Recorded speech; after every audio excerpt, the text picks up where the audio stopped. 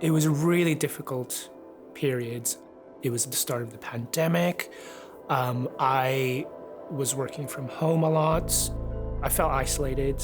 I felt lonely as well because I didn't have contact with people that I knew and cared about. I'm very tactile.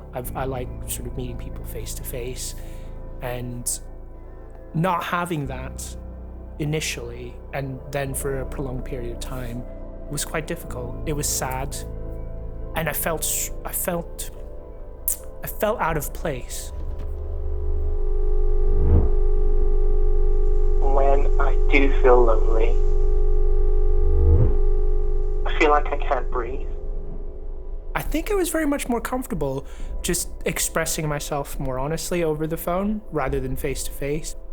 I sort of opened the door to my emotions and what I was feeling, and it was just like a cascade of, a stream, live stream of consciousness of what I was feeling then and what had built up to that point as well. So, yeah, it felt like a dam had been broken. I was just like, nonstop talking, and it was quite cathartic, and it was quite exciting to sort of abdicate the responsibility of thinking of what it was going to turn out like, and just be surprised about the video gift itself. And there's only enough space for myself. And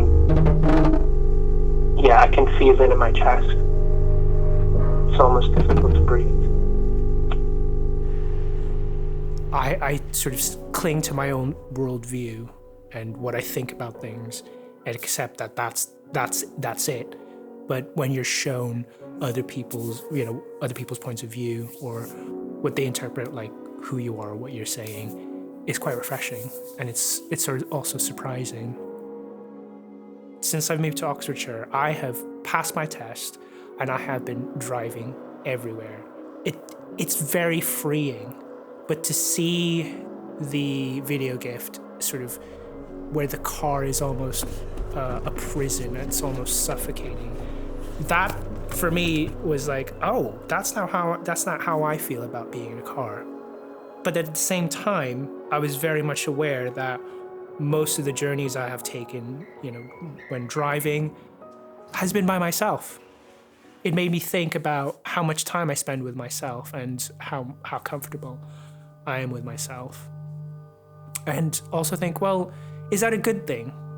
Is there a point where I'm so comfortable with myself that I don't need to interact with other people? The bathroom scene was very much, it felt bright. I felt like I could try to find a way to turn that into a more positive thing, where it's like, it's okay to be by yourself. It's okay to feel lonely sometimes. Sort of the window was like, there's still the outside world. There, you can sort of look out of that and, realize that there's a whole world outside of your own mind. I felt like if I didn't know what the project was about, it would challenge me to sort of think, okay, what is it trying to say? And,